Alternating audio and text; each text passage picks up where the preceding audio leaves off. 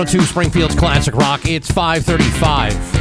And classic rock and roll from Alice in Chains at Rock 102. Oh, hell yeah. It's going to be a nice day today. Sunny and a high of 69. Giggity. All right. See, I got an even 70. But I'll go with that. Well, you know what? I prefer this Weather Channel giving me this information because that way I can say 69. Giggity. I'll play along. Yeah. Tomorrow, same. 68. Yeah. Makes you wish for one more.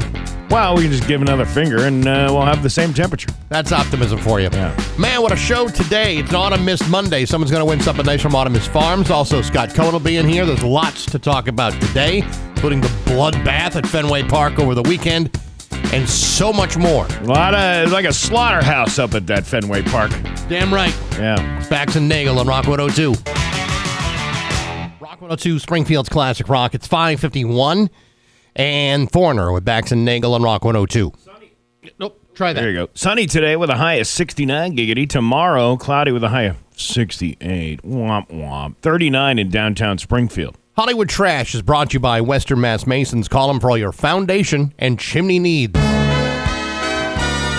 Somehow you still care about what's happening in Hollywood. So, from Tinseltown, 3,000 miles away, it's Steve Nagle's Hollywood Trash. Nedra Tally Ross, the last surviving member of the Ronettes, passed away at the age of 80. It's a shame when they go so young like that. No kidding. Tally Ross, along with her cousins Ronnie Spector and Estelle Bennett, formed the iconic 1960s pop group. The Ronettes achieved success with hits like Be My Baby and Walking in the Rain. Tally later pursued a solo career in Christian music and real estate. The group faced legal battles over unpaid royalties with the producer Phil Spector. Tally Ross's death was confirmed by her daughter and the Ronettes' official social media account. So, rest in peace, Nedra Tally Ross. The highly anticipated Michael Jackson biopic or whatever you want to call it. That movie. Yeah, Michael exceeded expectations with a record-breaking $97 million debut in the U.S. and Canada theaters, surpassing previous music biopic hits like Straight Outta Compton and Bohemian Rhapsody. Despite initial doubts and troubled production, the film also raked in $120.4 million internationally, totaling $217.4 million globally. Now, we should point out that all those dollar figures do not make this a good movie. No, it's just like the price family, of the tickets, $18. Family, from what I understand, is not really happy about it. The movie faced criticism for glossing over controversial aspects of Jackson's life, but resonated well with audiences, earning an A-. I don't know. With plans for a sequel. He's dead. Well, do they finish at the time that he dies? Or they leave it kind of halfway through? Are they edging you with Michael Jackson stuff? Ooh, we're not going to tell you exactly everything. You'll have to wait for part 2. It's the tantric Michael Jackson. You could be in it for 5 hours. You know what? I want to know why his father got away with making the worst song of the 1980s, which was Steppin' Out. I cannot stand that song. Actually, Steve, that's a different Joe Jackson. Not the same one? No. He didn't. Michael Jackson's father didn't sing "Is She Really Going Out with Him"? Nope. Or hit single? No. That Joe Jackson has a brand new album and is still very much alive. The Joe Jackson from the Jackson family, is I believe no longer with us. All right then. Well, there you go. I can see where you might be confused since their names are so similar. I feel like Dave Coombs is here, and I just went through an episode of Today I Learned. Today I learned that Joe Jackson is not the same Joe Jackson that wrote Steppin' Out. And Steppin' Out wasn't even his worst song. Yeah, I guess not.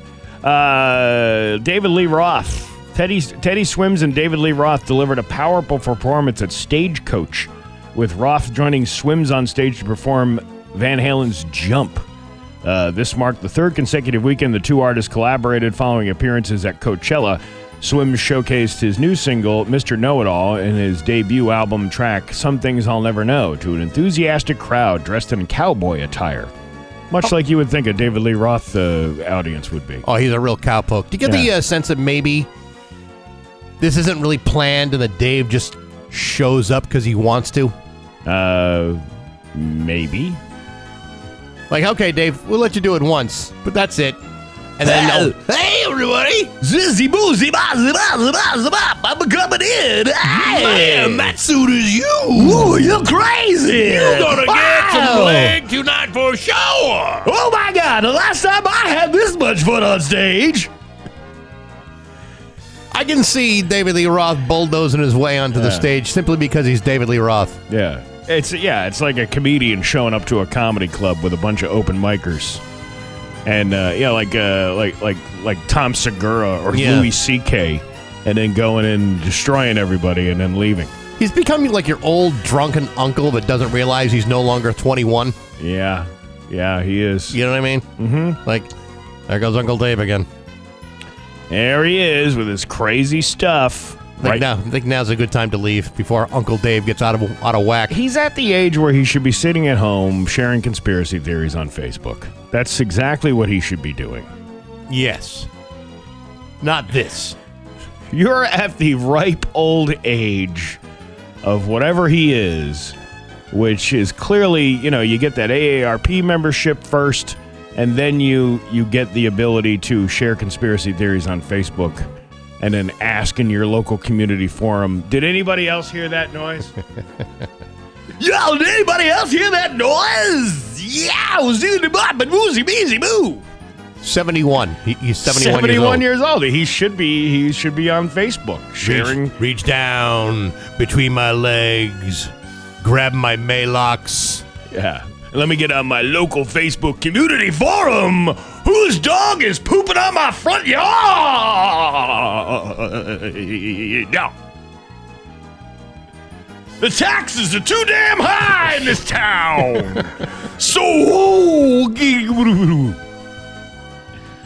I don't even know if that's what he really sounds like. But I gotta believe by now he's on a fixed income. Let's see. J-Lo, who's 56, showcased her sculpted abs in a gym selfie wearing a crop top and gym tights.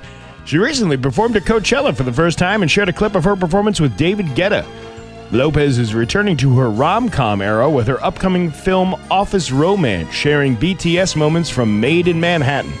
Made in Manhattan, a box office success, tells the story of a hotel maid who falls in love with a high-profile politician. Lopez stars in Office Romance alongside Brett Goldstein, Betty Gilpin, and others. Okay. Cannot wait. I'm on the edge of my seat. Yeah. Director James Gunn, co-CEO of DC Studios, shared his top 5 favorite underrated comic books, including We 3, Strange Adventures, Historia Top 10, and Promethea. Gunn, known for his work on superhero films, recommended these offbeat comics in a recent post on Threads. Each comic on his list offers a different, unique, compelling storyline, from government weaponized pets to futuristic superhero adventures. This sounds like a guy's ready to pitch some new films. It does, doesn't it? Yeah, it's like exactly. a little marketing tease. Yeah, hey, wait! Before we're gonna do superheroes that nobody's ever heard of before. Yeah, here's something I have some basic treatments and script ideas already ready to go. Kim Kardashian may have secretly got engaged to Lewis Hamilton. Shut up.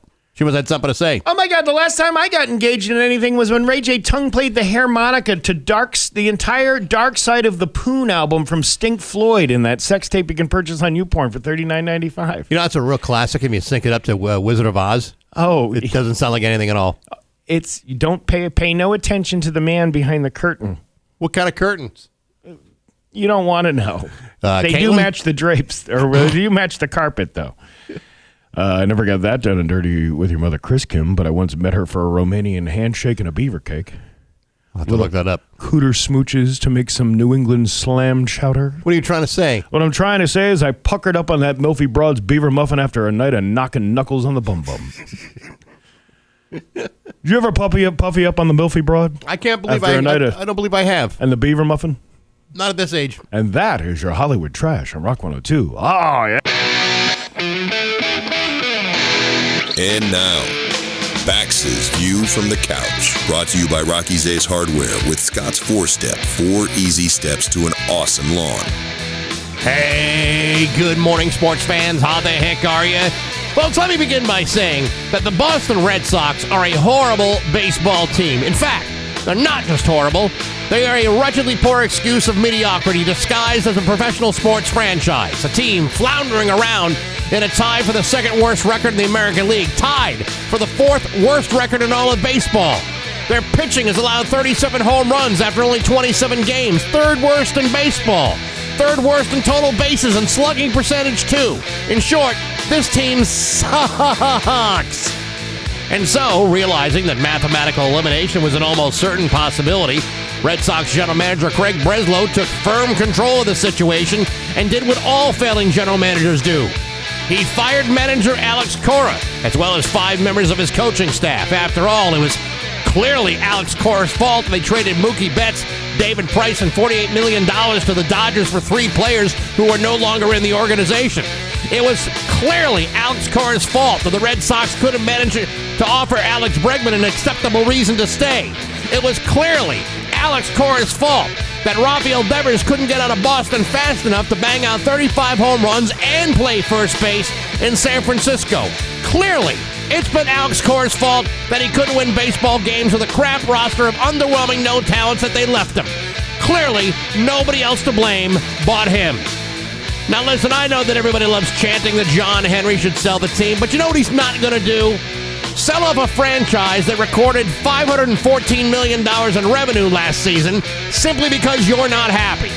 If anyone should have gotten the boot, it should have been Craig Breslow, who's done nothing but give Alex Cora absolutely nothing to work with.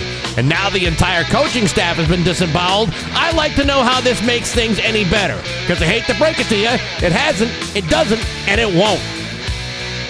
But hey, enough of my yapping. Sports brought to you by Rocky's Ace Hardware. A company started in 1926. Chances are pretty good they're no longer in business. But Rocky's Ace Hardware's been around for over 100 years, and they're still cooking. Started at Rocky's South End, or Springfield South End by the Falcone family, and he's still running the show. 100 years. Rocky's Ace Hardware nailed it. I'm Bax. That's my view from the couch. Rock 102, Springfield's classic rock.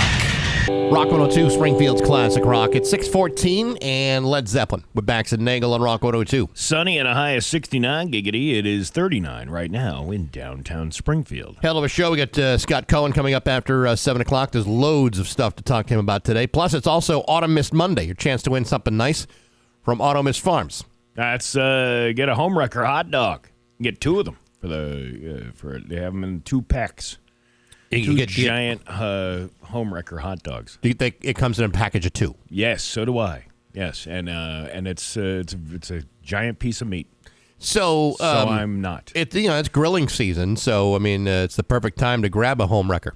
Hey, we have it. It's not grilling season yet until we have that story that your grill brush is going to kill you when you eat your hamburger and hot dog this year. I think people are already out there grilling their steaks and their kebabs and their chicken wings and whatever else. That's crazy. I like baking things. As a matter of fact, Friday night I went to Baked Bingo. Baked Bingo. Baked Bingo. Now, that could mean 2 things. Yeah. Were baked goods part of the bingo? Technically, yes. Or was it a bunch of dudes who have been sitting around all afternoon doing bong hits and were baked by the time they got there to grab their daubers? Technically, yes. It was at Bright Ideas Brewing on Friday night. Place was jam-packed. This guy who's running not only the brewery, but then the guy who owns the Pioneer Valley Trading Company, which is the dispensary that was sponsoring it. Yeah.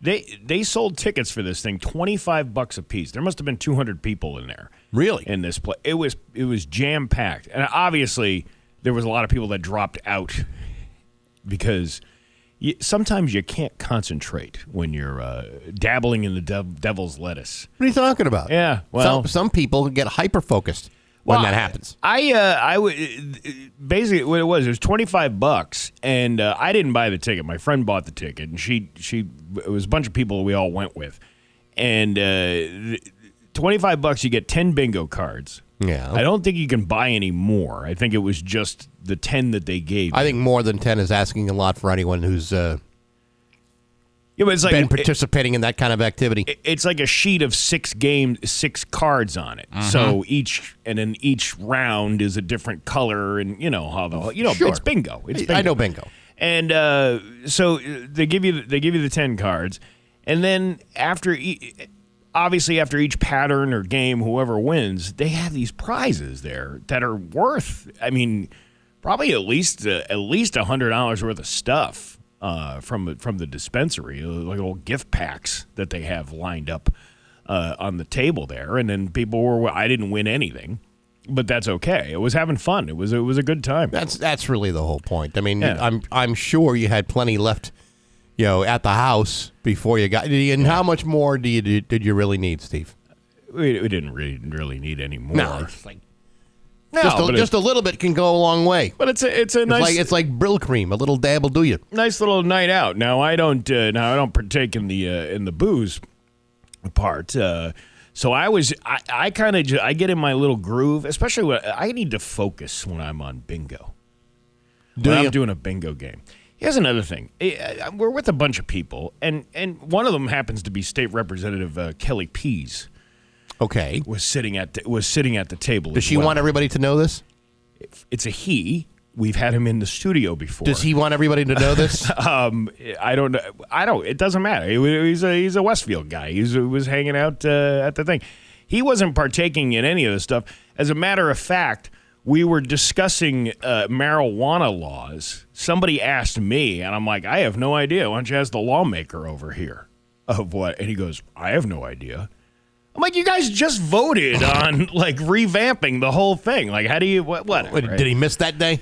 Probably. Yeah, it was it was senior skip day. Oh, so yeah, he left. Sure, right. He left. So here's another thing that people like. I'm a different person when I'm not doing this or on stage. Yes. Like I don't know. I don't walk around with the clown show going 24/7. You don't? I think people are surprised by that because I can be typically quiet. Because you're nowhere but home here or a $20 dinner and a comedy show. Right. So this is the first time I'm actually going out in a long time of having a leisurely day or a leisurely evening. Right. And I may have partaken in an edible beforehand but I'm hyper focused. I'm like, I want to win bingo. I want to win. I want to do this. That's what you're there for. And then to the surprise of all the people at the rest of the table, they're like, wow, he's really quiet. And I'm like, I am focused on bingo. I've people have said that about me too. Mm-hmm. Like if they see me in a social setting, I'm not necessarily running the crowd with my mouth. Yeah. They're like, man, he's awful quiet. And someone said it right once. I'm trying to remember who. It may have been my brother-in-law, maybe been somebody else. He says, the dude talks for 4.5 hours a day. Right. Here we are at 7 o'clock at night, and you're expecting him to just hop back on a microphone and entertain you, Rubes? Yeah. It's like he's all talked out by that point. Yeah, I think people are just surprised because there's a lot of people out there that can't distinct what entertainment is versus what reality is. There's a big problem with that. And I don't know. I just I was like, oh, he's so quiet. And I'm like, well, first of all, I am stoned out of my mind right now, and I am super hyper focused on getting these bingo numbers and the yipping and the yapping in between the games. I don't know how many times at my table did I hear, what did he just say? What was that last one? And I'm like, I-26. It's right up on the screen. They have a screen. It was a screen. Oh yeah. Computer. There's no hopper anymore. It's just a randomized computer thing drawing bingo numbers. If you've ever called the balls, and I'm the boss of the balls, as you know, when it comes to doing the bingo, you're basically dealing with a hostile crowd. Yeah. They want you to slow down. They want you to speed up. They want you to repeat what you just said. It's like, listen, I'm my own man here. If you're not listening, then you're losing. Simple as that. I mean, the bingo caller was he was doing a good job, and so and then the chitter chatter would stop up. That's the alcohol part. If everybody was just on the devil's lettuce, that place would have been quiet. You could have heard a mouse flatulate in the corner from a mile away, of course. And it's just the yipping and the yapping. But I would definitely go back to Baked Bingo. Sure, it sounds like fun. Well, like I said, they had some great prizes there, and I guess because you can't consume it there on the property, wink, wink, and you can't consume it there, but you can gift it. That's that's like the loophole of the law that they get away with, somebody winning something. It's just like winning something at Jack and Jill. If you win like a bottle of booze, you can't drink it there on the premises. No, you wait till you get into the parking lot, then into drive the home. car, right? Yeah, like normal people. Yeah, would what do. are you doing? What are you doing? So good times at Baked Bingo. It's 6:22 with Bax and Baked Bingo on Rock 102. Rock 102, Springfield's classic rock. It's 6:28, and you too with Bax and Nagle on Rock 102. Liam's got all the details in the forecast you want to know. Let me see here. Hey, this week on Baxy's Musical Podcast, my guest is Greg Norton, former bass player for the band Husker Du. Wildly influential band. His new band called Ultra Bomb is about to release their brand new album, their third album called Bridges That We Burned, this Friday. It's a band that he's playing with Ryan Smith and Soul from Soul Asylum and Derek O'Brien from Social Distortion. He's been on the podcast before. Great guy. It is available on Apple Podcasts, Spotify, YouTube, and on the app. And it's all brought to you by Metro Chrysler, Dodge, Jeep, and Ram and Chicopee and Rock 102, Springfield's classic rock. All right, are you ready to laugh? Yes. Let's laugh. Yeah.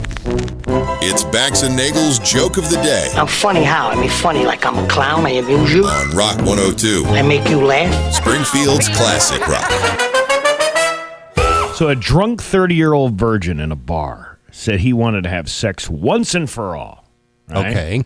Now, the other men at the bar took pity on him and called him a hooker in a motel. Inside the room, he admitted he was still a virgin and never watched pornography, so she told him, "You got to practice first. Here's what you need to do. Go into the woods, find a tree with a hole in it, and practice for a month. It's just like the real thing." Right? Okay. So the guy goes off searching for a tree. He finds one. He spends a month training it.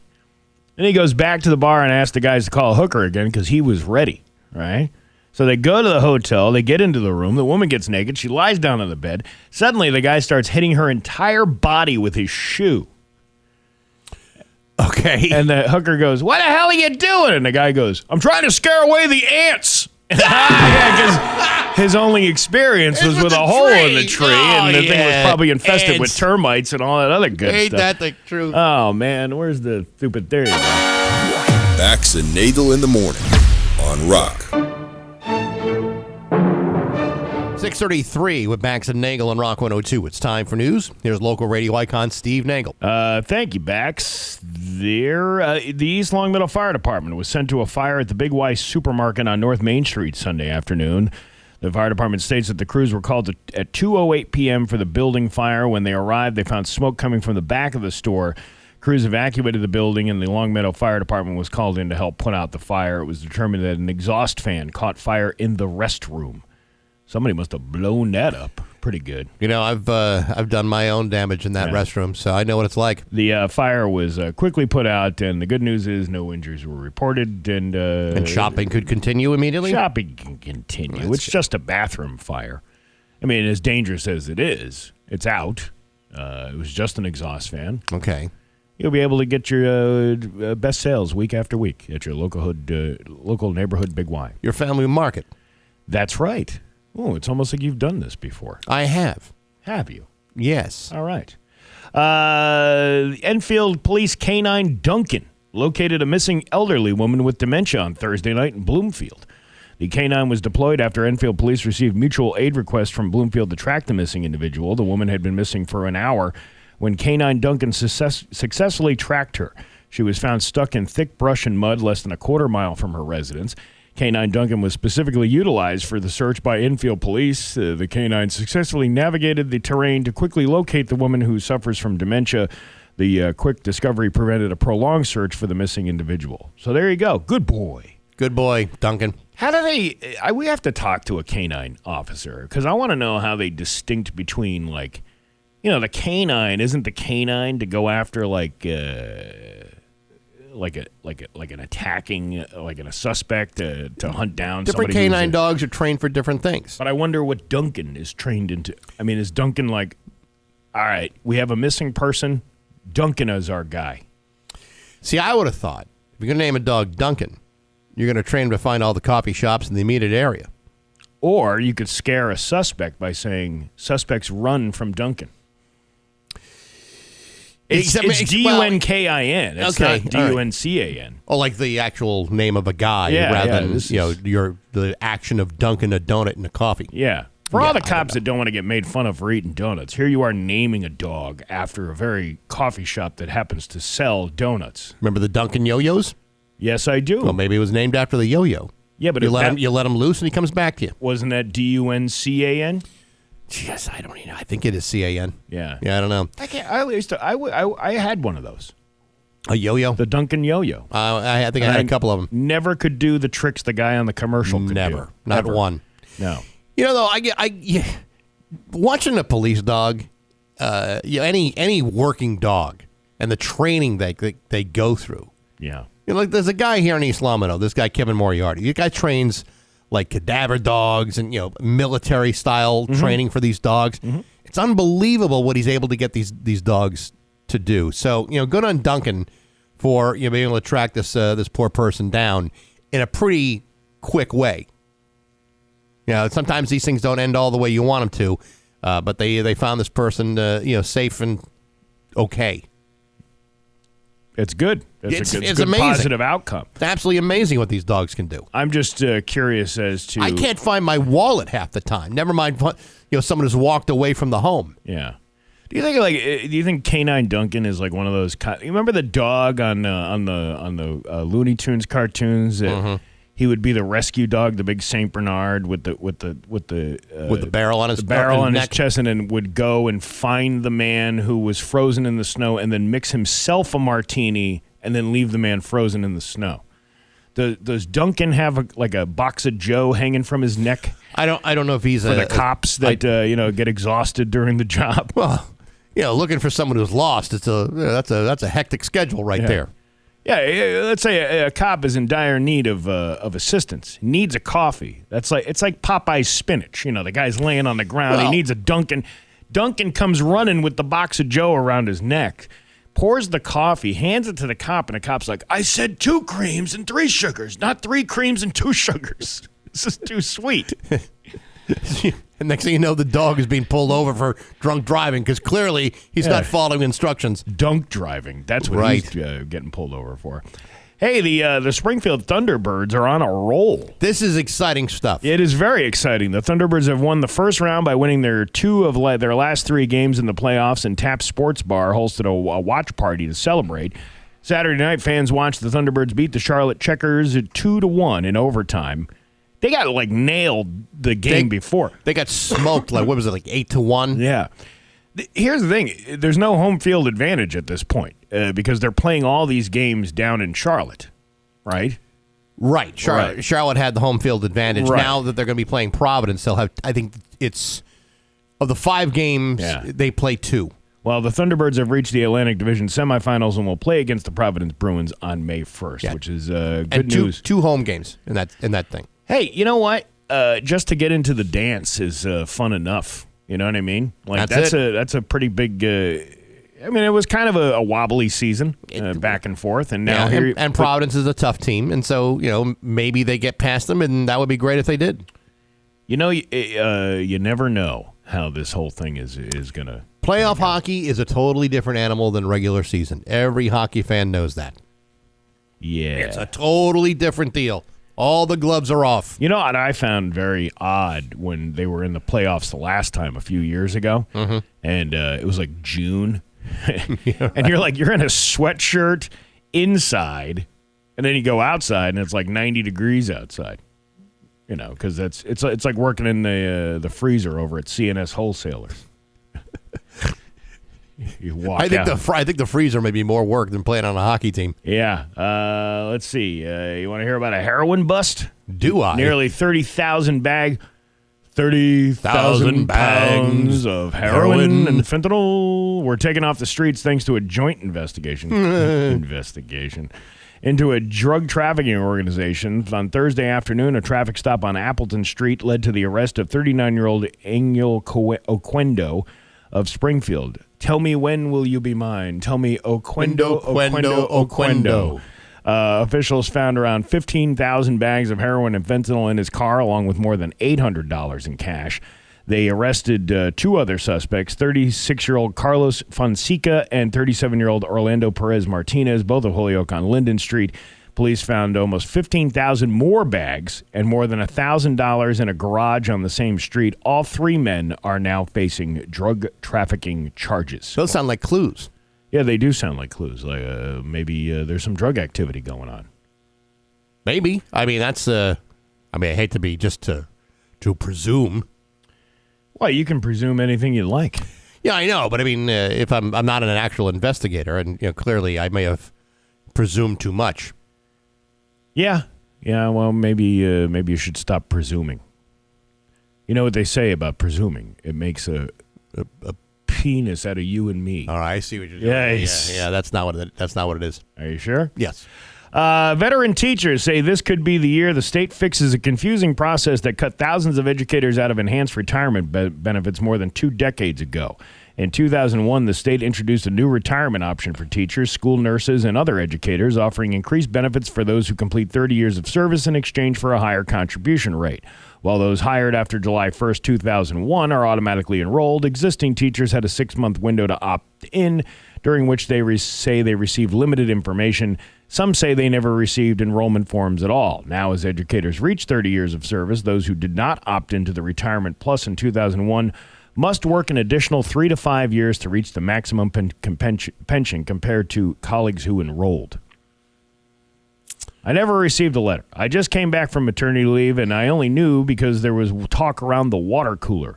That's how old you know this lady is, because it was the water cooler. Who's talking around a water cooler anymore? Yeah, who's even using a water cooler? I mean, we have the Route 10 tire water cooler here in the office, but very rarely do we stand around it and talk. I don't think I've had a single conversation near it. No. This is Brenda Mosich, a speech pathologist and music therapist with Boston Public Schools since 1997.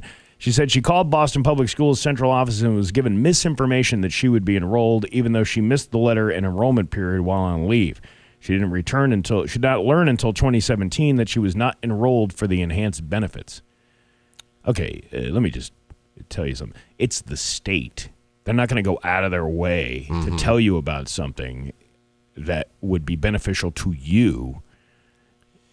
Yes, but when you're offering something and you don't give people enough information to make decisions on whether they want to opt in or not, then you almost force them to act erratically and make mistakes and either not do it or do it, not fully understanding what they're getting themselves into. So if you're going to offer something, give the people what they need to make proper decisions. Well, I mean, we're still crying about an audit that hasn't happened that everybody voted for. And don't think for a moment that them not starting it isn't intentional. I would imagine that this has something to do with part of the bigger scheme of what's going on. Everything is they're trying to hide from the public. Everything is connected. It's connected. That's how they do it. That's what's going on, Steve. Your Pioneer Valley forecast today, sunny with a high of 69. Giggity tomorrow, cloudy with a high of 68. It is 39 right now in downtown Springfield. I'm Steve Nagle, and that's the news on Rock 102. Oh, yeah. Rock 102, Springfield's Classic Rock. It's 6:51. And Steppenwolf with Bax and Nagle on Rock 102. Sunny with a high of 69. Giggity, it's 39 right now in downtown Springfield. Rock 102's got your hookup for half off hops. Get $50 gift cards to some of the area's best craft breweries. 6 of them in all. Great Awakening, Arc Point, Connecticut Valley, Soul Syndicate, Dudleytown, and Progression for just $25. I've done the hard math. That's half off. They're on sale now at the Shop 30 store at rock102.com. Trust us, they are going to go quickly. So get them on while you can. Half off hops from Rock 102, Springfield's Classic Rock. Let's see. No rub and tug pass yet, huh? No, nothing. And I don't see a whole lot of enthusiasm coming from our sales department or through management, so I don't know if it's ever going to. It's almost like we would have to do it ourselves. Like you and I would have to knock on doors and introduce ourselves and say, "Hi, we're Bax and Steve from Rock 102. We'd like to help you help your business." The half-off jack-off. That's what should be called. I don't know if that's going to be sponsored by a guy named Jack. I don't know if that would really fly. But nevertheless, it doesn't seem like there's much enthusiasm amongst the staff. Oh, really? Just an observation. Well, next time they need something. Yeah. See if we go out of our way for them. Right. Saturday night, Marty and I, you know this guy, Marty Caproni? You ever hear him before? Vaguely familiar with him. We did a show at Priam Vineyards in Colchester. Beautiful place down there. And there must have been like some kind of food truck thing going on. You know, I was going to go, but I thought it was Priapism, and I took a wrong turn. Yeah, no, that's something completely different. This is not the same thing. Really? Because I kept turning left. Oh, is that how you did? Yeah, I suppose I need to just go straight. Well, you can't when you're going there. Anyway, so we did the show. The whole room, other than maybe like one or two tables, was filled with Rock 102 listeners that had heard that we were going to be there and came out to the show.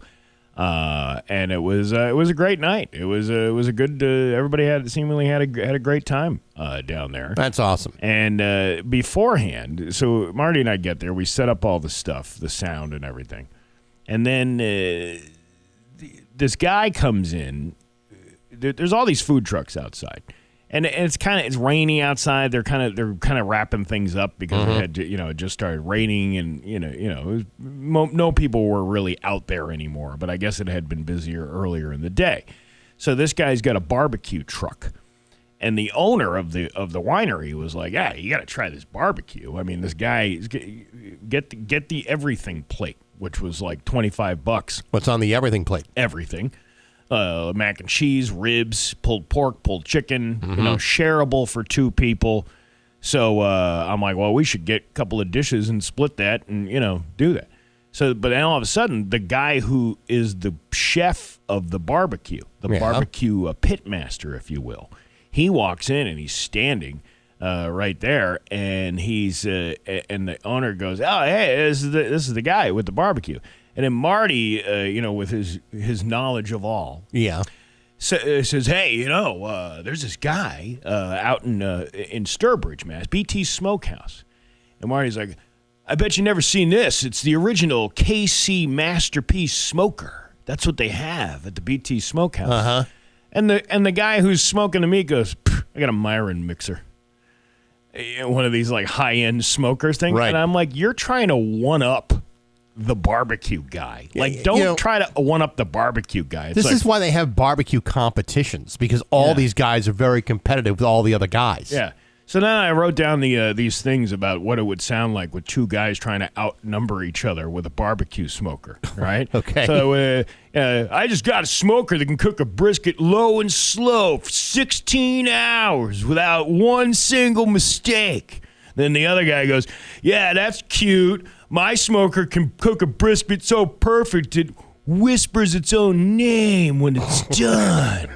Well, my smoker's so advanced it's got Wi-Fi and Bluetooth. Oh, yeah? Well, my smoker's got a sunroof and power window."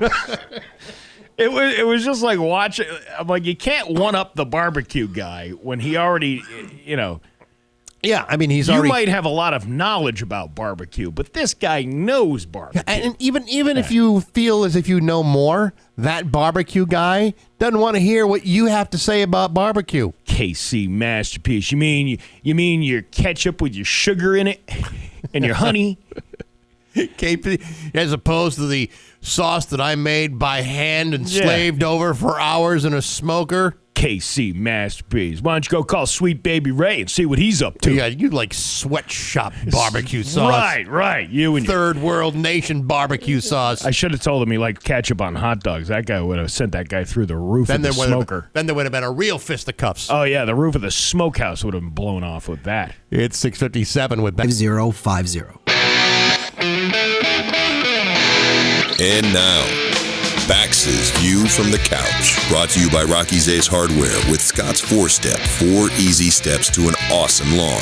Hey, good morning, sports fans. How the heck are you?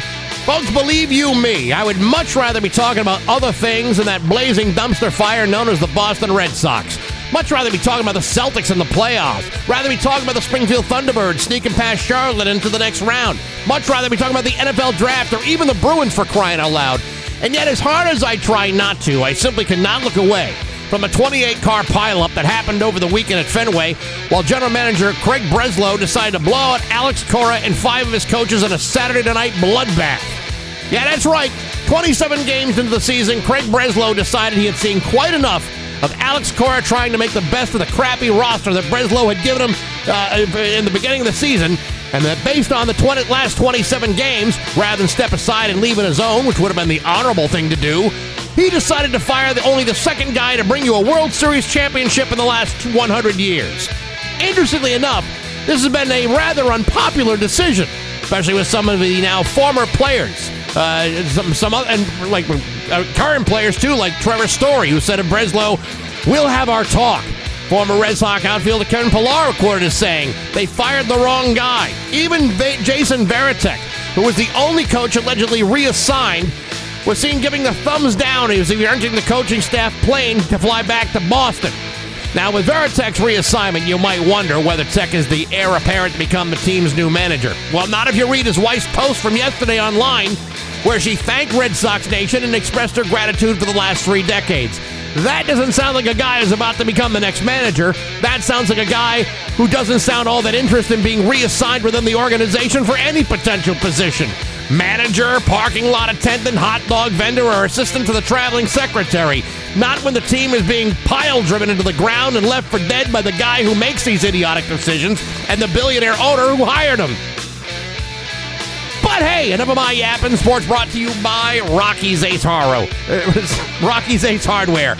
Toro days are now on at Rocky's Ace Hardware. Get a Toro Recycler self-propelled gas mower for $519 at Rocky's. Get all your lawn and garden outdoor power tools and equipment at Rocky's Ace Hardware. I'm Bax. That's my view from the couch. Rock 102, Springfield's classic rock. Rock 102, Springfield's classic rock at 7:10, and Don Henley with Bax and Nagle on Rock 102. Going to be a nice day today, sunny and a high of 69 giggity. It's 39 right now in downtown Springfield. Man, there's so much to talk about with Scott Cohen. He's in the studio with us right now. I think we probably should begin with the dumpster fire known as the Boston Red Sox. Yes.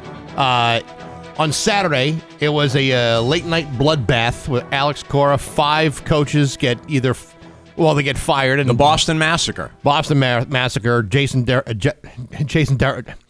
Veritek. Why? Well, Veritek gets reassigned, although it sounds like he's not taking a reassignment. Yeah, I don't think he's interested in that. We got to talk more on him in a moment. Yeah, more on him in a minute. Every time I think about this more and more, I don't know how you can look at this team and not say the problem with this was not Alex Cora. The problem is John Henry kept Craig Breslow instead. And to me, if you give Alex Cora nothing to work with, he's not a magician. He's a manager, and a good one, and a respected one. And the fact that he had to be the scapegoat for this horrible season, I think is absolutely ridiculous. Yeah, I mean, listen, there's a lot of things, a lot of layers to this onion, Baxy. I mean, the Red Sox issue. It starts with John Henry at the top. He's involved in so many other things, and he's just not interested in the baseball club the way he used to, and because of that, he's only willing to give the general manager so much money to do the job, and that's where Breslow comes in. And Breslow and Alex Cora are complete opposites in the way they basically view the game. Obviously, Cora was fired after a 17-1 victory, which just almost kind of crystallizes the absurdity of the whole situation. Yeah. But so we've all had hours to think about it. This reminds me in many ways of the movie Moneyball. Oh, yes. You had a manager of the A's. Art Howe, who I covered when he played for the Astros way back when, who was a dyed-in-the-wool old-school baseball guy, And then you had Billy Beane, who was really the first proponent of the analytics for baseball. And they just did not see eye to eye. It was even to the point where Art Howe wouldn't even make the lineup card out the way Billy Beane, the general manager of the A's, designed it. Right. And a thing like that, a situation like that happened in yesterday's game. Cora is a baseball guy. He's, the righty versus the lefty, just an old school approach to the game. Marcelo Meyer, he would not let him hit against left-handed pitching, right? That was the rule. And, they've had different guys play second base and shortstop and the outfield all year long. So yesterday, new manager, Marcelo Meyer's up against a lefty, and he gets a solid base hit that knocks in a run. And so the entire roster was built in the wrong way. The general manager and the manager are not on the same page. That was just a disaster. And, buddy, they've been firing managers for the almost 200 years that they've been playing organized baseball. And the manager is always the scapegoat. He's always the scapegoat. But but it's a little bit different here because, you had an owner who at one point, did invest into this team. Before he had all these other sports business entities to distract him and take his time away from it. And I hate to say it, while the fans would love to see John Henry sell the team, he ain't going to sell the team. No. And the reason why, and I mentioned this in the View from the Couch earlier this morning, the reason he's not going to sell it is because the Red Sox made $514 million in revenue. Exactly. He's not going to sell it because you're not happy. Right. He's going to sell it because he wants to make more money out of it. But I don't think at this point that's even a consideration for him. No, and again, going back to the hierarchy, the Holy Trinity there. John Henry's not going to do that. They make a ton of money. He has Craig Breslow there, who is willing to take his medicine from Henry and say, "I'm not giving you that money. Go figure it out." Yeah. And a lot of people, the experts, have been saying that Alex Cora as a manager does not do well with a young team. He's more of a manager where he has veteran players, guys who know how to play the game. And Cora has been semi-vocal about the fact that, hey, this is the team you gave me. This isn't my fault. This is not the kind of team that I want to manage. We mentioned Veritek early in the discussion here, and he had been reassigned because obviously of his history with the team. But by every indication, he doesn't want to be reassigned. No, he doesn't. And he wants out of Boston as much as anybody else. He does, and the problem, and here's the problem with Jason Veritek. And listen, one of the most popular players to ever put on a Red Sox uniform, played the game the right way, World Series champion, knows more about baseball than anybody else. Unfortunately, I know the fans think that this fellow who's the interim manager. When you're interim, that means you might get replaced until they say that you're the guy. And Red Sox fans, quote unquote, think that Jason Veritek is ready to be a big league manager, and he's not. Yeah. So he has his own issue, and if he'd be better off going to, taking a AA or AAA manager job and working his way. He's not ready for that. So that's the unfortunate part with him. So that's an ongoing story. But let's talk about something else here for a minute. The Springfield Thunderbirds got past Charlotte. Surprisingly so. Yeah, they got smoked in that first game. Smoked. Wound up winning the next two. Now they get a 5-game series with Providence. 2 home games coming up, I think, like midweek. Yeah, next Tuesday and Thursday, I think the games are at Mass Mutual Center. That's fantastic. It's fantastic. They're not on TV and they don't get reported in the news like the pro team, the major league pro teams that we cover. But I got to tell you, I saw, we report on them here in the morning. They got beat 8-1. I'm like, oh boy, this is going to be over pretty quickly. Late Friday night, looked at my phone, looked them up. Mm-hmm. They won. I'm like, okay, very good. And, 3 games on the road after getting beat 8-1, and then you come back and win the next 2. Terrific. Real and now tough. we've a nice rivalry with Providence. Yeah. The NFL draft is over. Patriots did okay. They did okay. Got a lot of meat on the offensive line, so I kind of like that. Yeah, I do. I was listening to one of the sports pundits in Boston on Friday, and I guess this year's draft was considered to be weak on offensive linemen. Okay, he was like the fifth or sixth offensive lineman chosen in the first round. So if you go by that, it doesn't bode very well for this guy.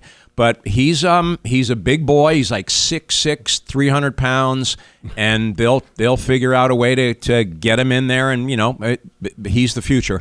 They also drafted in the 6th round another offensive tackle, Demetrius Cronover. He's 6'7", 319 pounds. Yeah, big boys, man. A lot of meat on that. On all that you got to line do all is of a sudden. stand there. That's it, and you'll be successful.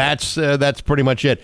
The Celtics, very close. They're our shining. They're our shining light right now. I bet Philadelphia is really happy that they were chanting, "We want the Celtics." Yeah, no, no one wants the Celtics. Yeah. They look great yesterday. Obviously, they're going to win that series. And as good as they look, the Bruins just look terrible yesterday.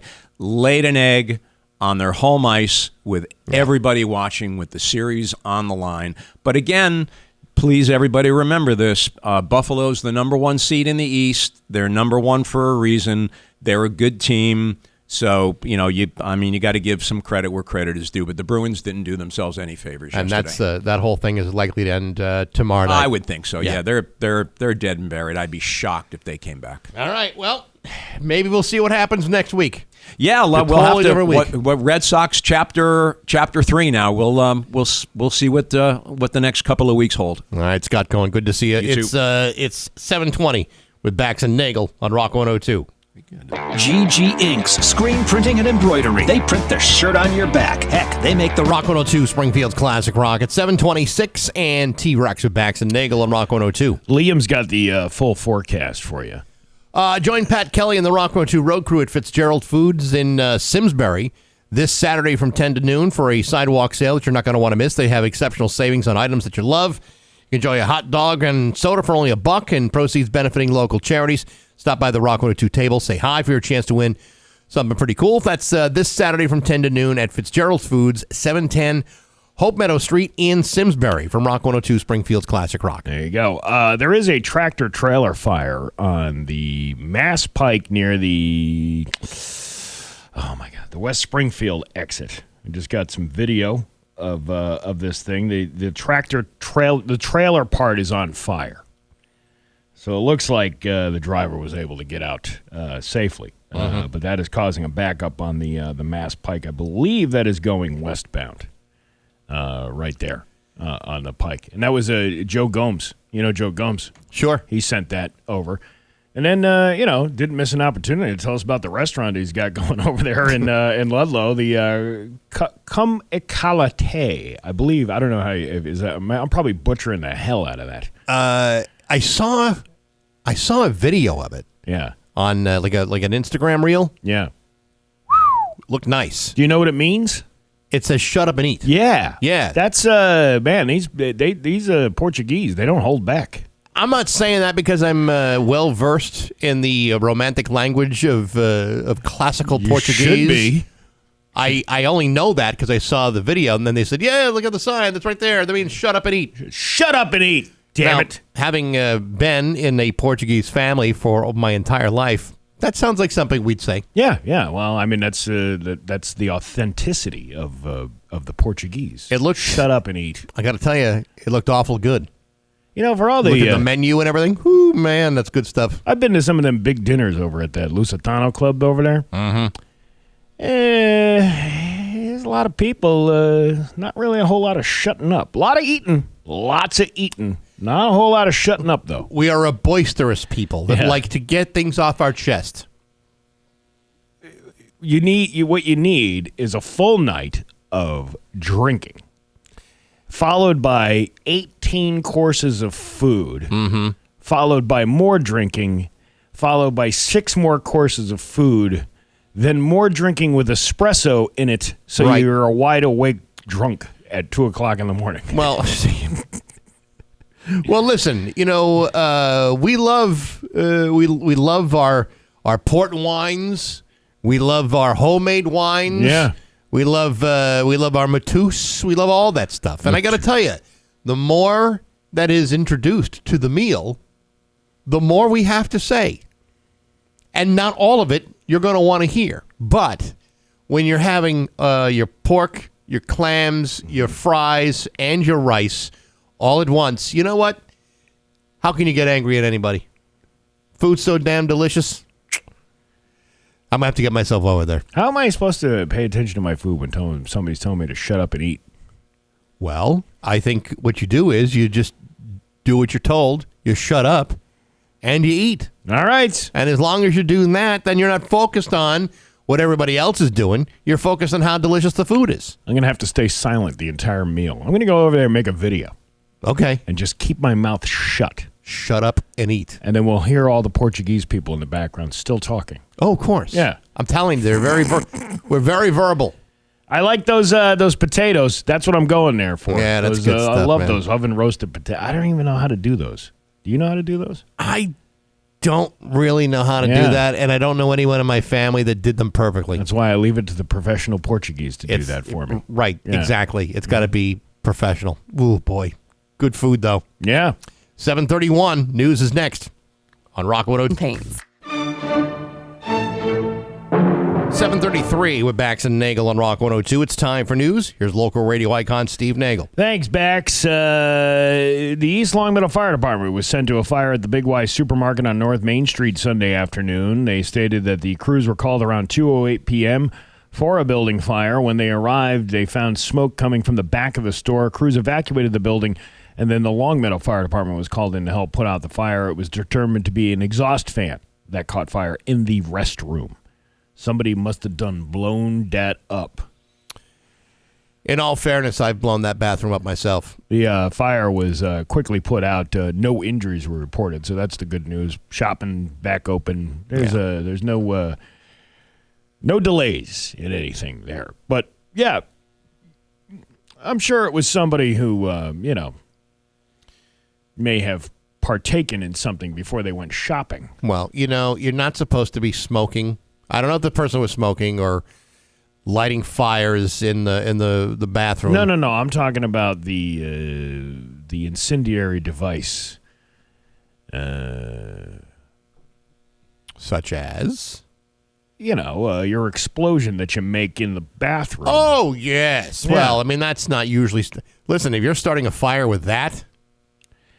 Yeah. You mean to go see a specialist. I would think. Gastrointestinal physician or something, a real specialist. You definitely need to get checked out after something like that. Yeah. If you're starting exhaust fans on fire from whatever you're putting out. Yeah. Burning is one thing. Flames are a different thing altogether. Whatever's coming out of the exhaust, if you will. It shouldn't be like that one clip in like Batman where they show the back of the Batmobile, firing up. Yeah. It shouldn't look like that. No, it should not. Explosions. That's right. Police in Western Massachusetts rescued an injured bald eagle on Friday that tested positive for lead poisoning. Was it chewing on like windowsills and number 2 pencils? You couldn't get that kid to stop chewing on that number 2 pencil. Yeah. All that lead. The eagle was found on Route 112 in Buckland, according to a Facebook post from the Conway Police Department. I didn't even know they had Facebook out there. I didn't believe they had a whole department. I thought it was like maybe one or two guys. A sergeant from Shelburne responded to the scene and spotted the eagle dragging itself from the middle of the road to a nearby field. It kind of looks like one of them ladies at Mingles on a Friday night back in the day. Oh, I've got some kind of poisoning from all of this promiscuous mingling I've been doing here today. I've been covering my lady parts with graphite. I thought I'd be slicker that way. The bald eagle is closed for business, if you know what I'm saying. Conway Police Chief Donald Bates. Master Chief Donald Bates. Right. Yes. Helped Birds of Prey Rehab Director Tom Riccardi capture the eagle and transport it to South Deerfield Veterinary Clinic for evaluation. Blood testing showed that the eagle was suffering from lead poisoning. The eagle was then taken to a Springfield area veterinarian that specializes in treating lead poisoning. After some tender, loving care, the bald eagle was able to stand on its own and eat again. Well, that's great. According to Conway police. But no word on, a speculation on where the eagle might have gotten lead poisoning. Was it eating something? Was it nesting near something that may have had lead contaminants in it? Like sometimes they nest at the top of big tall buildings or something like that. I know in the 70s there was this big TV campaign about lead poisoning and how you shouldn't let your kids chew on the windowsills. Yeah. Because the lead paint was usually used. That's all I did when I was a kid. Yeah, well, it was delicious, but apparently it was also very dangerous to be chewing on lead. I can only imagine how much dangerous it would be for the bird. Yeah, it's clearly very dangerous. Hartford City Council could vote on a proposal that would limit how many cats and dogs residents can have in their homes. If the proposal passes, Hartford residents could keep no more than 6 cats and dogs combined, and no more than 4 could be dogs. You can't have more than 4 dogs. Nope. And on top of those 4 dogs, you can't have 2 cats. Right. City officials said the ordinance would prevent animal neglect and improve public safety. The ordinance was introduced last year after concerns about unvaccinated animals and public safety across the capital city. Our animal control officer started sounding the alarm that too many dogs were in the city and were not vaccinated, spayed, or neutered, and had gotten loose and turned aggressive. Still, 4 dogs is a lot to have. Jenny has, but I've never had more than 1 dog at a time. Yeah, I've never. When I was a kid, we had 2 dogs, only because of the incestuous relationship that the mother had with her son. Oh. Yeah. Oh, no. Isn't that illegal in the dog world? I don't think the dogs care. The dogs really don't care. So what happened was we had a dog named Sally, right? Sally gets around. Sally was the gift of a puppy when I was a baby, right? And by the time I was 6 or 7 years old, Sally got out one day, and Sally was not spayed. And Sally had relations. She was a Brittany Spaniel, and she had some promiscuous relations with the golden retriever that lived 4 doors down. She was Sally from the alley. Yeah, Sally from the alley. That's right. And then Sally gave birth to a litter of 6 puppies from that. Mm-hmm. And then of those 6, we gave away. We found adoptive, people who were willing to take the puppies. Right. And then we kept one, Fred. We kept Fred. Fred was he was brown, very golden retriever looking-ish, but you could tell he had some of that Brittany Spaniel in him too, right? And then Fred, a couple of years later, because my dad still didn't realize why you need to spay and neuter your pets, Fred had a little time with his mom. Yeah. And 5 puppies of those were born. And you kept one, and that one's name was Oedipus. No. We didn't keep them. Matter of fact, when my mother took them to the adoption center, and my mother told them the story, the woman goes, "Oh, incest." You could hear her audibly say that.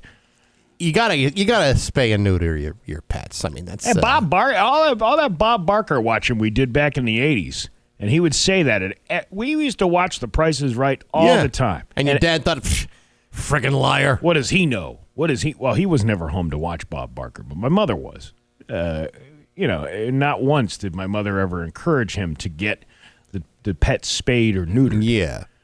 Well, I mean, I've never had that experience. I think Jenny's had as many as 3 dogs at once, which to me is that's a lot of dogs. That's a lot of dog. 2 dogs is a lot too. Oh, I know. Yeah. I know. I've seen it in other people, but I also see, the emptiness in their eyes also. Yeah. But everything revolves around the dogs, and that's fine. That's fine. I'm sure when our dog, packs his bags for the Rainbow Bridge, we'll be getting another dog almost immediately. That's almost what we will do. But nevertheless, 2 dogs, a lot of dogs. 4 dogs, there's a lot of dogs. Listen, I got a cat and a dog. Yeah. And we didn't think they were going to get along in the beginning when the cat moved in. Mm-hmm. But now they're like brothers.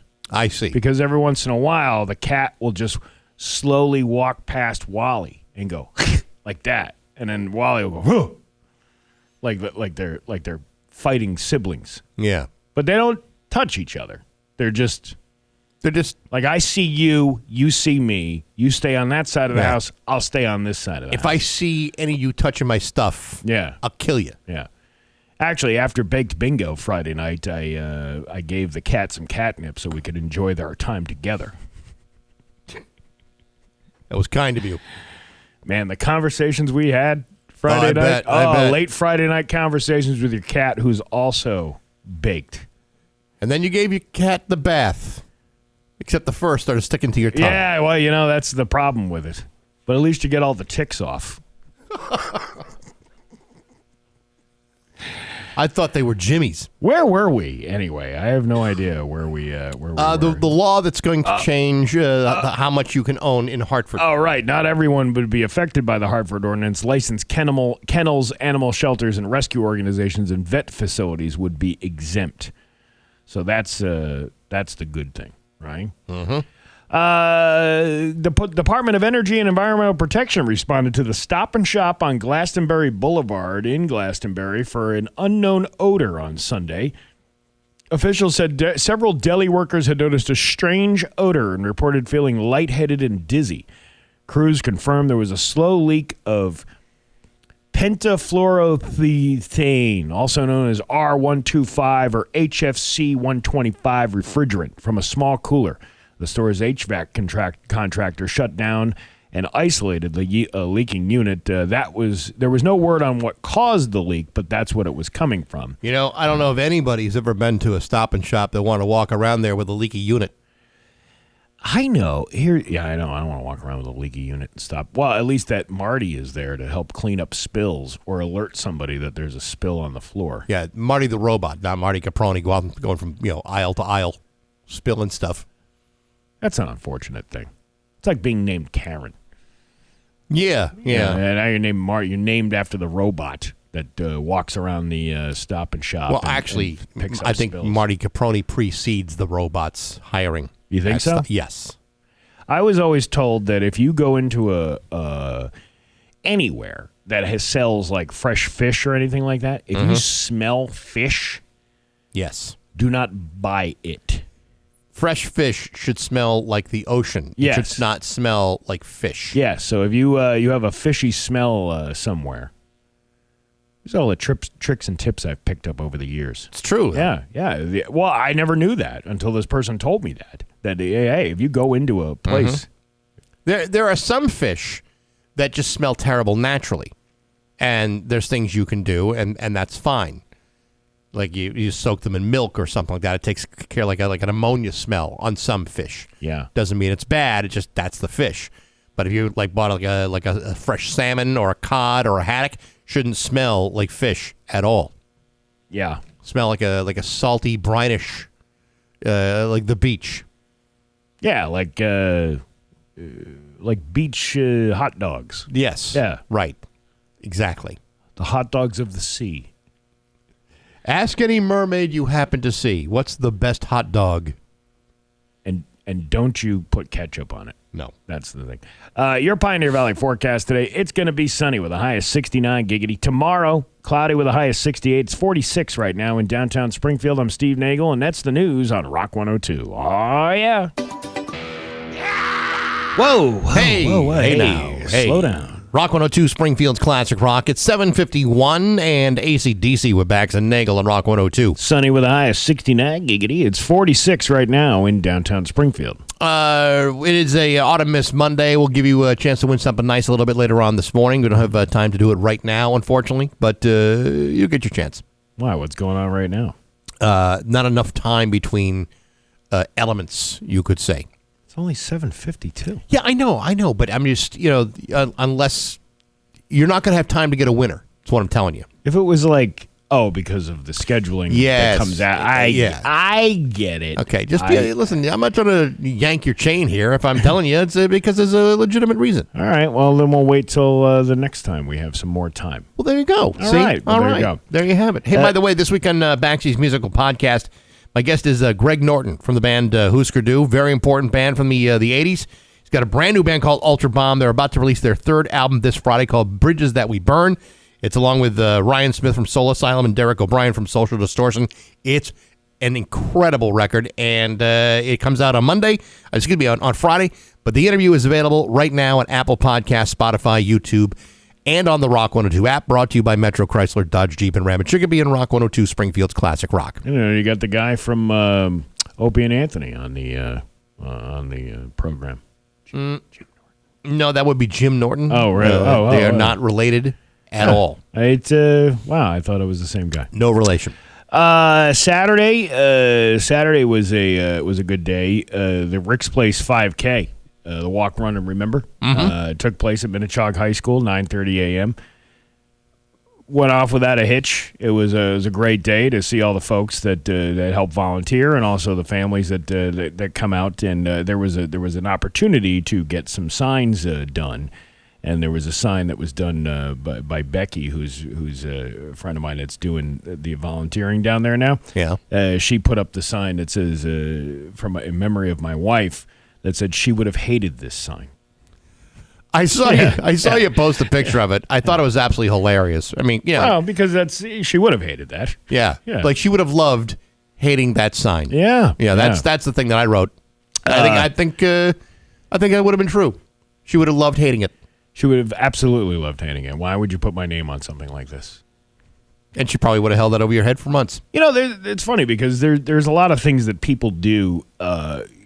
Everybody, handles their grief differently. There was an opportunity we had years ago that I absolutely said no to. It was a photography company that was very nicely offering, some family portraits. Right. But then to superimpose my wife, like as if she was an angel in the background, kind of thing. And I could, when I saw the offer, I could hear in the back of my head screaming from the heavens, "Do not do that at all." And I'm not putting that down. There are people out there that do that, and that is your coping mechanism, and that is fine. I'm not besmirching that. I'm just talking about personal preferences and tastes. Yeah. Knowing the woman I was married to for so long that she would say, "No, I don't want that." She would have hated that more than the sign at the Rick's Place event on Saturday. Yes. Yeah. Yes. You know what they used to do? I don't know if you've ever seen this, but back like in the 1800s when like photography was still fairly new, when someone would die in your family, there were some families that would take that opportunity to take one last family picture. Oh, yeah. With the dead person. That was, I think it was Weekend at Bernie's it's photography service. It's just like Weekend. It's just like that. Yeah.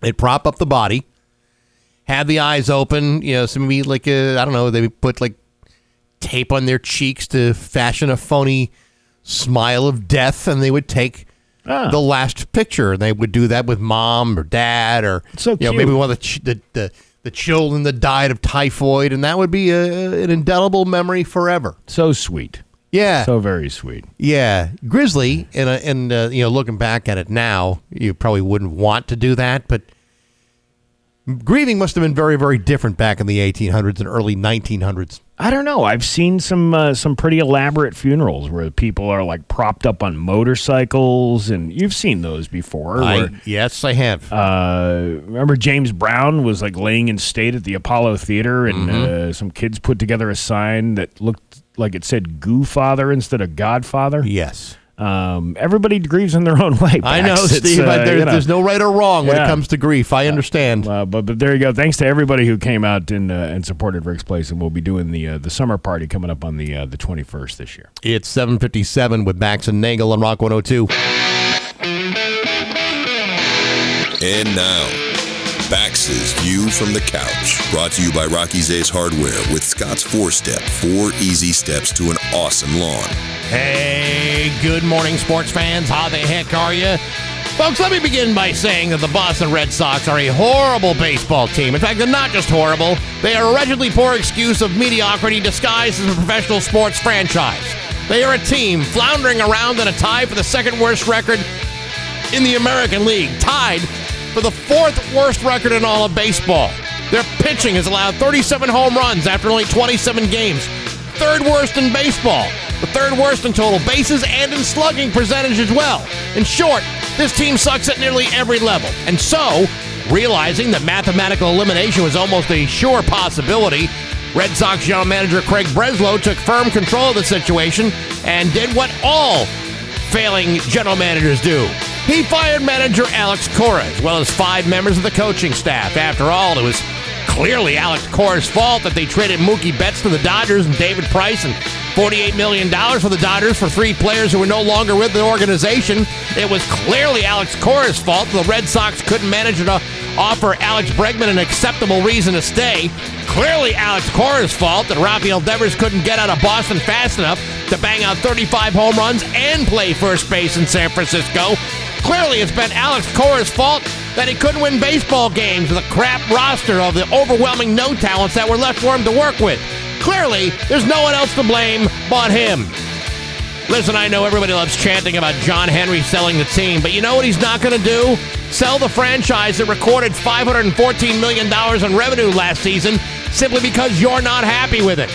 If anyone should have gotten the boot, then it should have been Craig Breslow, who's done nothing but give Alex Cora absolutely nothing to work with. And now that the entire coaching staff has been disemboweled, I'd like to know how this decision makes things any better. Because I hate to break it to you, it hasn't, it won't. But hey, enough of my yapping. Sports brought to you by Rocky's Ace Hardware. You know, a company that starts in 1926. They're often not around to last very long, but Rocky's Ace Hardware has been giving you 1 full century of rock-solid service. Still around, a family-run business that's been around forever. Started in the Springfield South End, and now look at them, 100 years later. Rocky's Ace Hardware. Nailed it. I'm Bax. That's my view from the couch. Rock 102, Springfield's classic rock. Rock 102, Springfield's classic rock. It's 8:10 and Hart with Bax and Nagle on Rock 102. It is going to be sunny with a high of 69. Giggity. It's 48 right now in downtown Springfield. You ever see that movie Minority Report? With Tom Cruise? Yeah, Tom Cruise, sure. Where they they can predict if somebody's going to commit a crime or something like that because of all the surveillance that's going on. So Sure. It was supposedly when that movie was made, that was in the way distant future. Well, not so it's much. only a few years away. Ford Motor Company has patented a system that, per the filing, would use several different sources of information to customize ad content to play in your car. One such information stream that this hypothetical system, because they're not saying if it's real yet, but they filed the patents for it, could use to determine what sorts of ads to serve could be the voice commands you've given to the car. It could also identify your voice and recognize you and your ad preferences and those of your passengers. That was in the movie. When the people were walking by a billboard, the billboard would change to target the person who was looking at it. Finally, it could listen to your conversations and determine if it's better to serve you a visual ad while you're talking or an audio ad when there's a lull in the conversation. Yikes. Here's a very, very important disclaimer. This is from Motor Trend, by the way. Here's a very, very important disclaimer that we just say about every time we talk about an unusual patent. A patent filing doesn't indicate that the automaker is intending to implement the system. Right. It just means that it's protecting its intellectual property from competitors. Ford, of course, could implement this system in some form based on the patent, but don't presume that it will. A statement from Ford issued to Motor Trend after the story was initially published said it's exactly this in a slightly different way. Submitting patent applications is a normal part of any strong business as the process protects new ideas and helps build a robust portfolio of intellectual property The ideas described within a patent application should not be viewed as an indication of our business or product plan. However, I knew there was a big button here somewhere. There's a lot of backing to this because it's another way for companies to make more revenue on behalf of you. Sure. The other thing that was even more scary than this is that the technology that they've patented also can recognize your face if you have glossy eyes or if almost like an anti-DUI system. Sure. Which I think most people would be like, that's not a bad idea. But it also, if it sees you're aggressive or recognizes any kind of fear in you, the car will not start. That's one of the ideas that they're presenting that would be... Suppose you're being chased. That's exactly where I was going with that. Yeah. Now, the interesting comments I read on this story yesterday made a lot of sense. Like, when's the first lawsuit going to come from the person who lost a family member to a drunk driving accident going, how come this system didn't stop this man from driving the car? There's a whole laundry list of items that could be. Or, someone got distracted because of the commercial it was running while they're trying to use their navigation system or make a left-hand turn. Yeah. This left-hand turn brought to you by Liberty Insurance. Yeah, right. You know what I mean? It's like... and all of a sudden you got an emu and Doug telling you, hey, don't take that left turn. And there was another comment saying, well, what about the first person that files a lawsuit who was the drunk driver who said, why didn't your system stop me from doing this kind of thing? But as you were saying about the fear thing, if somebody's being chased or somebody's being, a woman in a parking lot who is afraid because somebody's following her, she gets in the car, she's afraid, the camera system looks at her face and goes, oh, we're not starting this car. You look too scared. So we're just going to strand you here while you get beat to death. And then one of the videos that I saw depicting this was like a guy who's saying he gets in a truck, like a Ford pickup truck, and he's like, because some guy it was all staged. He's like, some guy's screaming because he cut his leg off with a chainsaw, right, out in the middle of the woods, and this guy's the partner's in a truck, and he gets in the truck to try to get some help, and he can't because the car recognizes his fear in his face. Yes. Ipso fatso, not letting him start the car. How about a husband that's driving his pregnant wife to the hospital to give birth? Yeah. You tell me there's not a little bit of fear in his eyes when he gets in there? You got to call 911. I got to tell you, just because Ford is telling you, just because we got this technology doesn't mean we'll use it. Yes, they will. Of course they'll use it. Now, what they'll do with it, if they're smart about it, is they will kind of do like some market studies on what that technology should do as opposed to shouldn't do.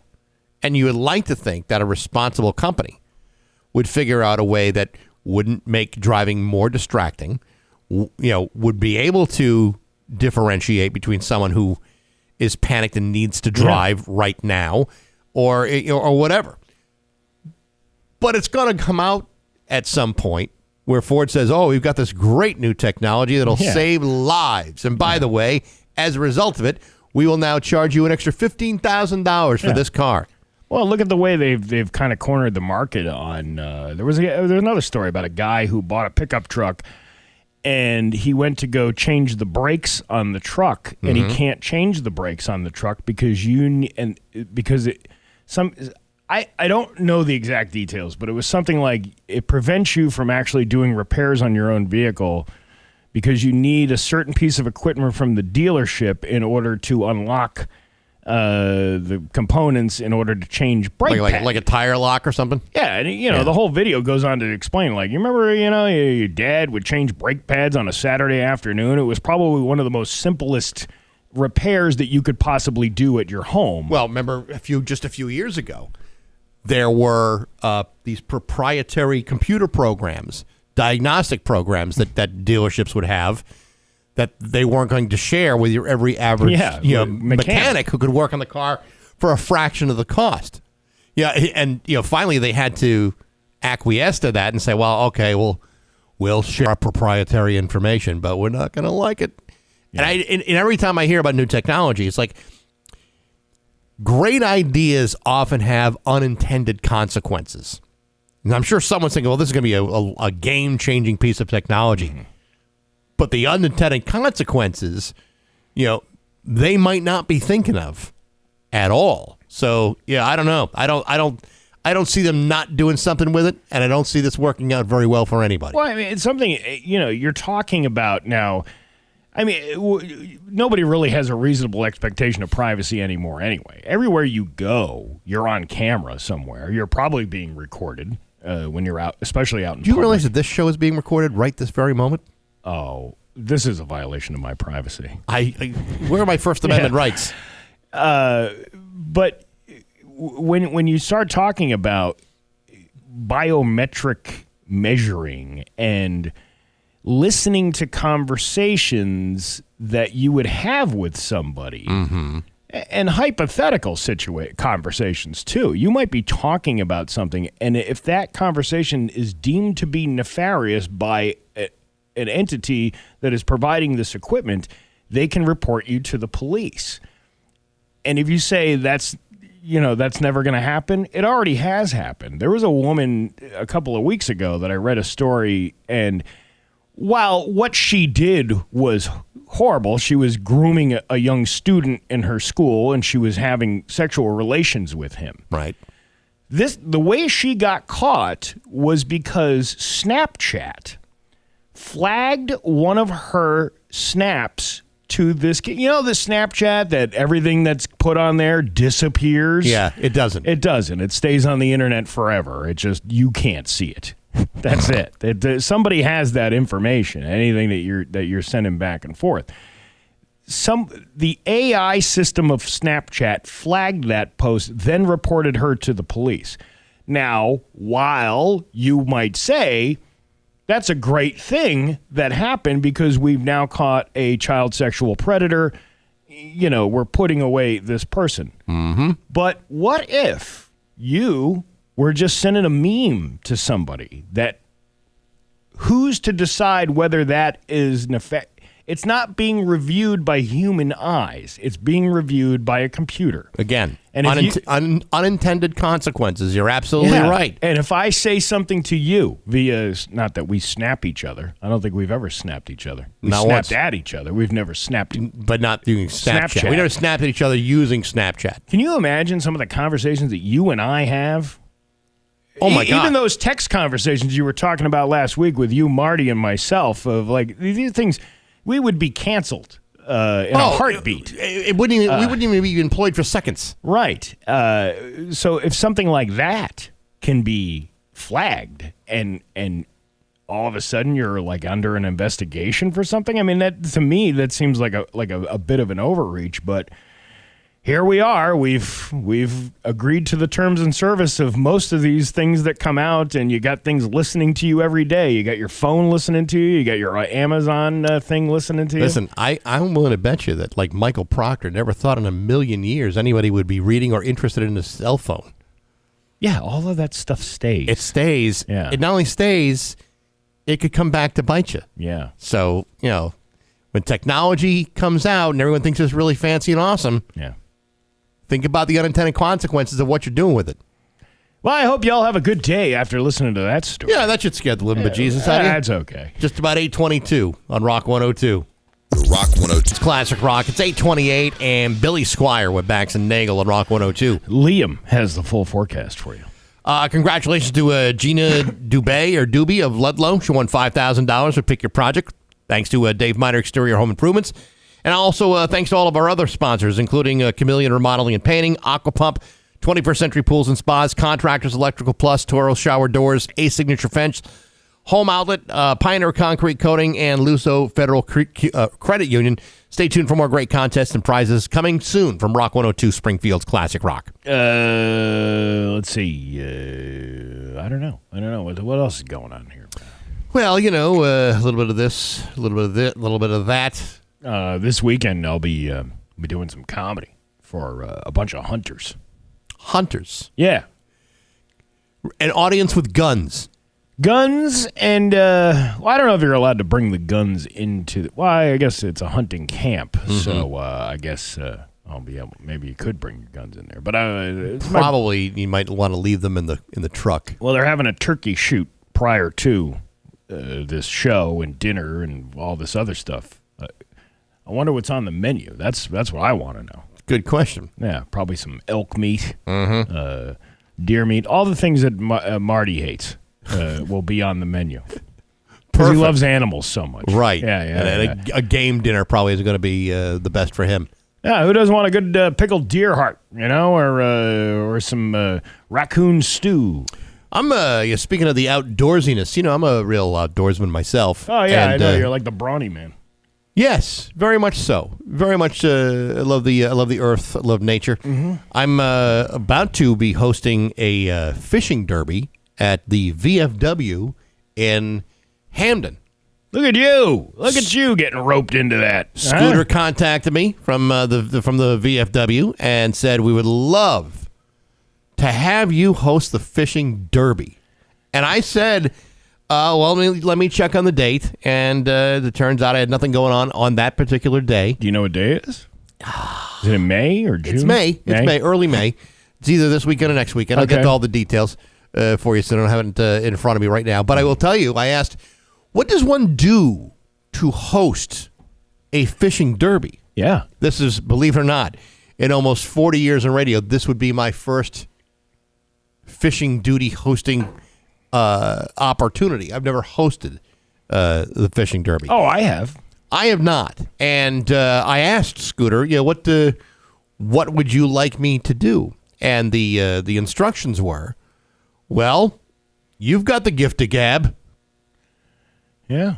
Okay. So there you go. So you're just they're just letting you go it's going to be commando. You're doing this off the top of your head. Several hours of nonstop fishing improv. Now, knowing Scooter from the Route 10 Tire Open Line Friday, right, sponsored by K&B Services. Knowing Scooter, how does DJ Bob feel that he's got passed over as the talent of the VFW from 3 to 6 on Friday afternoons to be not hosting the fishing derby? It's an excellent question. I don't know if DJ Bob will be there providing like a musical score for the fishing derby, but I think by having me there, it brings an element of Hollywood to the VFW. I've been there, spent some time. I was just there like 2 weekends ago, hanging out with Scooter and some other friends that I know. Oh, look at you! Yeah, it was like kind of real last minute decision. And I said, "Hey, Scooter's down here and says hi and you should come by." And Jenny's immediate reaction, because we were like in bed or getting ready for bed. And she says, "Do they have Keno there?" And I'm like, "Well, I believe they do." Yeah. Got dressed, put on her shoes, drove to the VFW, and boom, nothing but fun. Nothing but fun. Yeah. And now I'm going to be hosting the fishing derby. We talked about the Keno thing. And I asked you, do you want to hear my strategy? Because there's a great strategy to win. You got strategy for Keno? It's the same strategy that you had with your basketball bracket. Okay, go on. No, I'm just saying it's kind of the same thing. It's there's a whole strategy. You got to sit down and pick numbers. Yep. Any from 1 to 12. You can pick any number of these numbers. Yeah. And then you just randomly pick them off the top of your head, but you call it a precise strategy. That you could win off of these numbers by chance. Very much like your strategy in the basketball bracket thing. I'm sensing sarcasm. What? Me? No way. Yeah, that's what I'm sensing. I don't know what you're talking about. I could be wrong on it. I might be. I don't even know what sarcasm is. I might be missing the boat on this one, but I feel sarcasm. Well, don't miss the boat. You're going to miss the fishing derby to go along with it. We got news coming up next on Rock 102. 8:37 with Bax and Nagle on Rock 102. It's time for news brought to you by Big Y, your family market. There's local radio icon Steve Nagle. Thanks, Bax. Amherst fire crews were called to Brandywine Apartments early Saturday morning for a fire and a flood. Amherst Fire Chief Lindsey Stromgren stated that approximately 2:01 a.m. on Saturday, the Communications Center received a 911 call from a passerby reporting a fire on the backside of building number 2 of Brandywine Apartments in North Amherst. The apartments largely serve as off-campus housing for students attending UMass.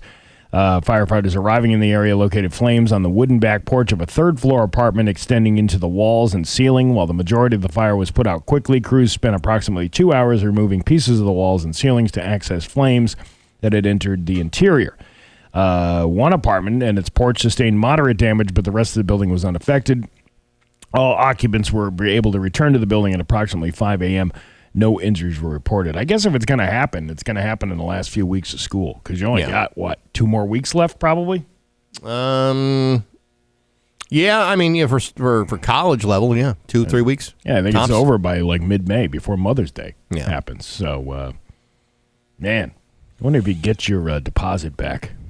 I wonder what happened. I wonder what they don't know what caused it. Yeah, I think you lose your deposit Yeah. if you burn your house down. You know, the ironic thing is there was a water main or water pipe that burst in this whole thing. Still didn't put out the fire. Really? They had a flood. Huh. Go figure that. It's kind of weird, don't you think? I mean, I don't know the apartment. I know when I had an apartment in college, it was a hellhole, and actually even that's being pretty generous. Actual hellholes would have been offended by me calling it a hellhole. Would have made actual hellholes look very bad. offended by that. Yeah, and so when we had problems, and we had many, we actually had to take the landlord to court because he refused to do any level of maintenance, including when we had both of our toilets backing up for 6 days. Ew. Yeah, That's gross. you have no idea. That Sounds may like- have been at the lowest part of my life, and I lived with 7 people. Where did you go? That's my business. No, that's everybody's business. We made do.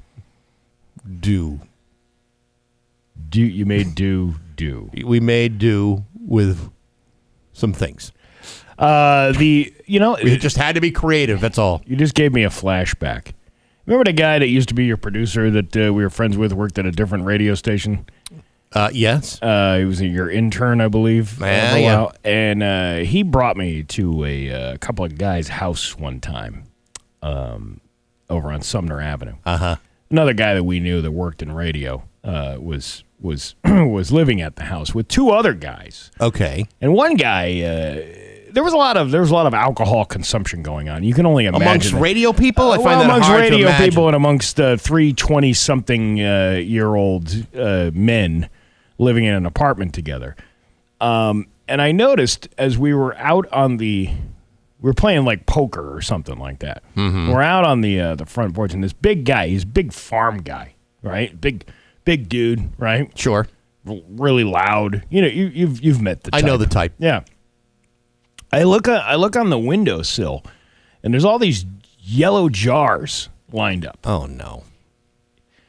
And I was like, "What do you guys? What do you got? Lemonade, apple juice? What do you got?" You're making sun tea? And then I was told the toilet was not working, and you can't really go outside because of all the neighbors around. Uh-huh. That you'd have to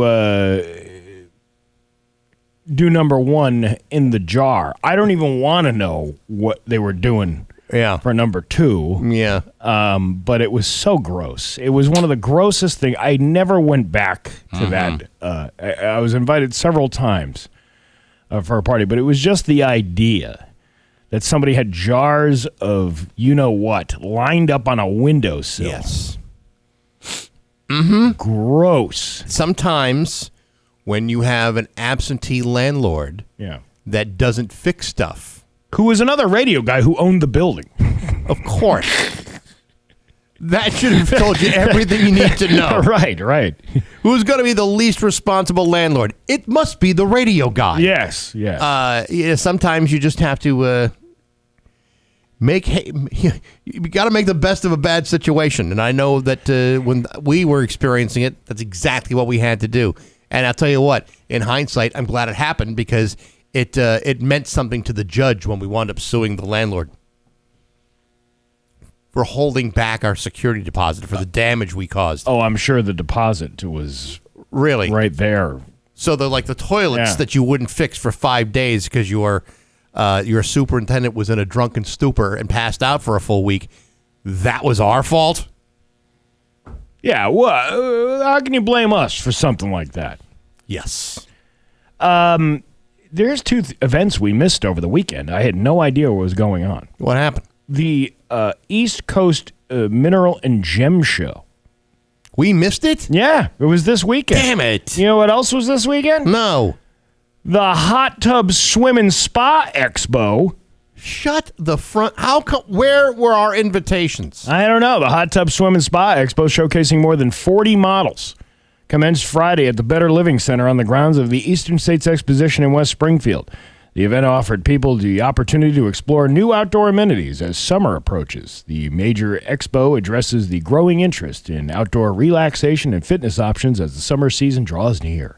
Visitors could browse a diverse selection of hot tubs and swim spas to meet your various needs. I would have been camped out there all weekend. I would take a dip from one tub to the next. I would have canceled all of my volunteer and comedy events just to go sit in a hot tub for 3 days at the Big E.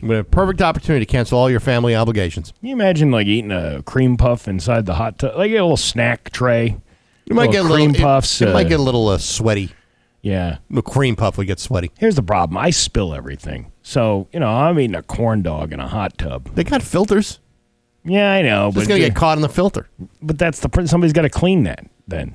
I don't know if I would be able to, have a Steve soup going on there. You are like a human tea bag. Yeah, don't get me wrong. But, still.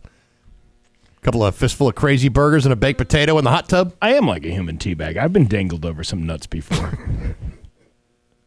Or this nut has been dangled over some faces before, I think is what I'm trying to say. Yes. But yeah, we missed the whole expo. Can't believe it. That? What a kick in the face that is. Your Pioneer Valley forecast today going to be sunny with a high of 69 giggity. It's 52 right now in downtown Springfield. I'm Steve Nagle, and that's the news on Rock 102. Oh yeah, Rock 102, Springfield's classic rock. It's 8:52 and Soundgarden with Bax and Nagle on Rock 102. It's going to be sunny with a high of 69 giggity. It's 52 right now in downtown Springfield. Where's that information that I wanted so desperately about an hour ago? And then Yes, there you go. It is an Autumn Mist Monday, and as you know, Steve, we give away stuff from Autumn Mist every Monday around this time, or maybe even an hour earlier. Mm-hmm. We got gift cards, $25 gift card to Autumn Mist Farms. If you want to if you like meat, there is no beating their meat. You can't beat their meat. Want to get my hands on a couple of home wreckers for this summer. Yeah, I'm going to be up at the camp in a couple of weeks. Yeah, I'm going to want to have a couple of home wreckers at the grill. Yeah. Sounds good to me. Pop that wad of meat in your mouth. I probably wouldn't have put it quite that way, but sure. You're saying beating meat and all that stuff. I just figured I'd add to it a little little romance. I'm adding romance to it. I've never had the home wrecker, so this would be like a first time, I'm like a home wrecker virgin almost. Yeah, look at you. Never sunk my teeth into the home wrecker before. Well, wait till these boys invade your home. Yes. You might be out on the street. Hey. You have to get a baguette to hold it. Like, that was the only way I could figure out how to get a bun that size to make it. They don't. Well, how? Just show me how thick it is. That's how long it is. It's thick. It's like a kielbasa. It's like the probably the thickness of a kielbasa. Okay, so bigger than a bratwurst. Yes, and as long, it's 18 inches long. It's huge. It's wow. Yeah, man, that would wreck any home. It tastes absolutely delicious because it's an all beef hot dog. And it's made with the meat that they process. I added a little flavor to it by smoking it. I smoked my giant meat. How'd you light it? That's for me to know and you to find Now, out. did you smoke it after you ate it or before you ate it? I smoked it after I ate it. Yeah, I would imagine you did. Probably so knocked out. No, but I put it on the pellet smoker for probably, I don't know, 30 minutes or so, and got it nice, and you got a nice little, like an apple wood kind of aroma to it. Or I guess you could do mesquite with it. That's more of a beef thing, but even the apple wood tasted pretty good with it. Any smoke is going to be fine with something like that. Yeah, but I know there's different, like, you're not supposed to use, like, apple chips with beef, per se. Is that true? I didn't realize that. I don't know. I was listening to the smoking expert over the weekend who was having a smoker argument with the barbecue. See, guy. I'm just fine using just like the lump charcoal and letting it rip that way. You can still set it low and slow. Yeah. It'll I mean, you'll get that smoky charred flavor. Yeah, but I got that pellet smoker now. I will never go back to a regular grill. Really? There's something about that. Even if you're doing just regular burgers on it, it adds like this this nice smoky flavor to it that is unmatched. Yeah, the grill's got to start coming out yet. I haven't brought it out yet, but it's coming. Yeah, it's April 27th. I know. We've had plenty of warm days for you. Even at the cooler nights would be a day to do something listen, like that. I love grilling as much as anybody. I just haven't had the chance to do it. Plus, I got to get rid of the old grill, too. Yeah, well, hopefully we can get a winner for this this meat beating contest we're having right now. 10th caller, 293-1021, a $25 gift card to Autumnist Farms. Good luck to you. There you go. All right? All right. It's 8:56 and Rock 102. Call or text us any